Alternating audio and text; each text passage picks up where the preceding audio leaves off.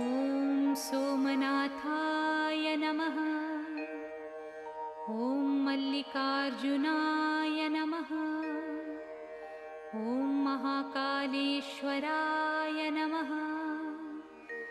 ॐ ओंकारेश्वराय नमः। ॐ वैद्यनाथाय नमः। ॐ भीमशङ्कराय नमः।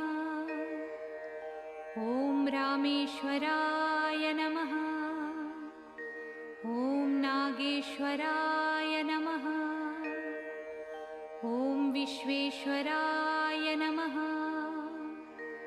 ॐ त्र्यम्बकेश्वराय नमः। ॐ केदारेश्वराय नमः।